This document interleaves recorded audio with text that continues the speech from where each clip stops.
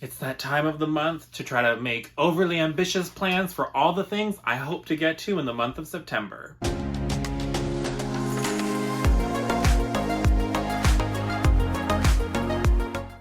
Hi guys, welcome back, bienvenue and all that jazz. It's time to talk about some books.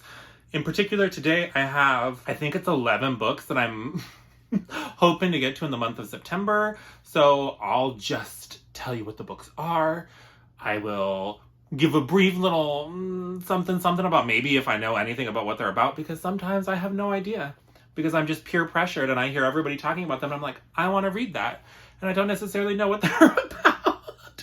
So I'll start first with the 5 digital books that I want to get to, because there's some arcs that I have that I want to get to in the month of September, and then I'll jump onto all of the physical books and read-alongs and that kind of stuff. And like always, there will be timestamps down below if there's a particular book you're looking for or want to hear more about or what have you. So the first thing that I'd like to get to is Spells for Forgetting. This is by Adrienne Young. It comes out September 27th, I want to say. It is...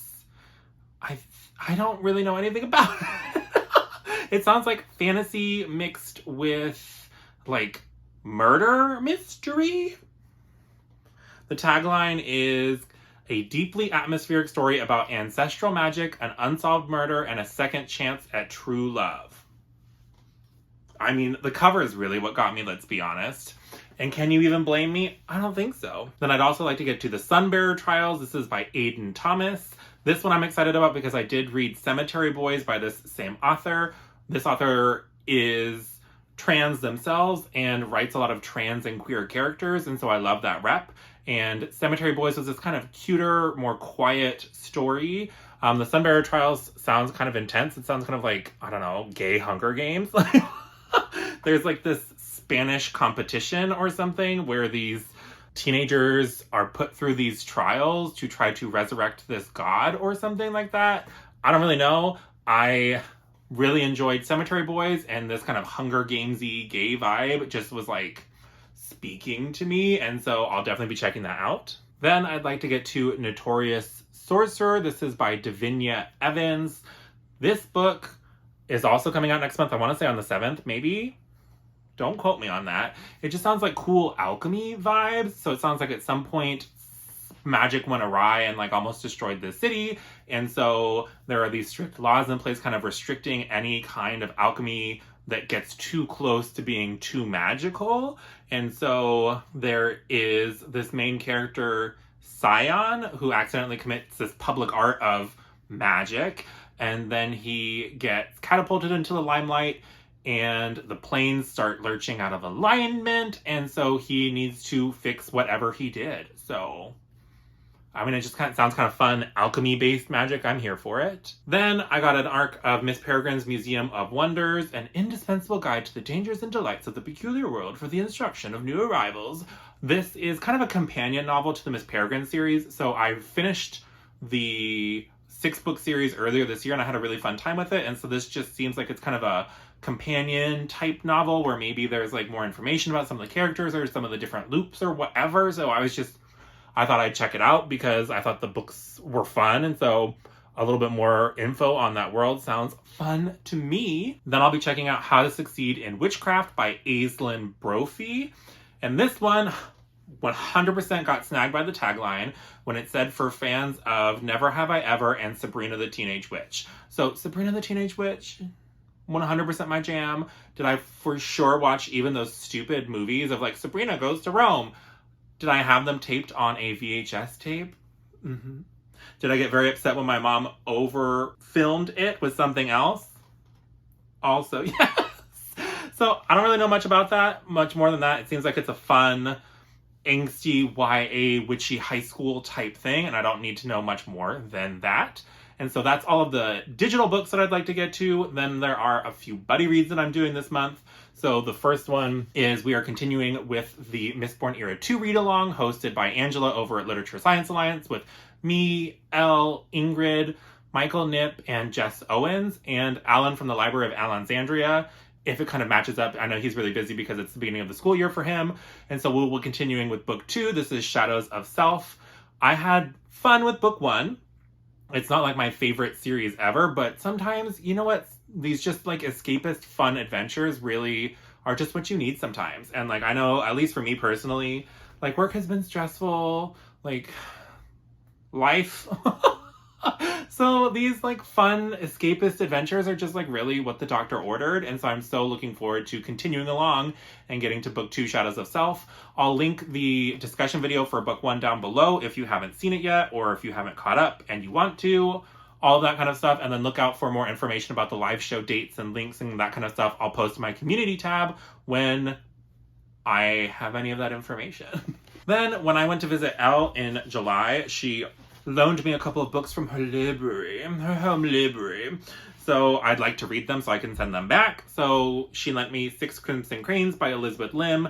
This just sounds like cute, adorable, Asian-inspired fantasy. Girls' brothers are transformed into cranes and she needs to find them, but she can't speak or else they die. Something along those lines. And then she also lent me Shadow of the Fox by Julie Kagawa. This is book 1 in that trilogy. This sounds very much Inuyasha vibes. Like traveling kitsune, run into random Japanese folklore stuff. So, I mean, have you met me? I do have a top 5 anime, top 5 manga. I have both of those videos on my channel, so I clearly love that vibe. So then I would like to finally get to The Jasmine Throne by Tasha Suri. This has been sitting on my shelf for an embarrassing amount of time. And book 2, The Oleander Sword, just recently came out in August.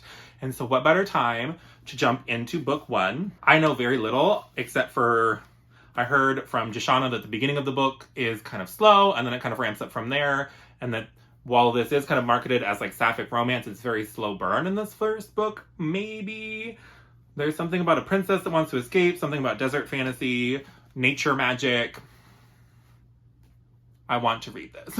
And then I'm doing a buddy read with my friend Leanne she's on Instagram as The Book Chamber. And so Angela was nice enough to send me this copy of the first binding by R.R. Virdi, which is his traditional publishing debut. And I've just been really excited to check it out. I know it's kind of lauded as Southeast Asian Name of the Wind, but I've never read Name of the Wind, so that means nothing to me. I know it's something about, it's basically somebody telling their life story. Something along those lines. Judge me for what you will, but you will hear my story first.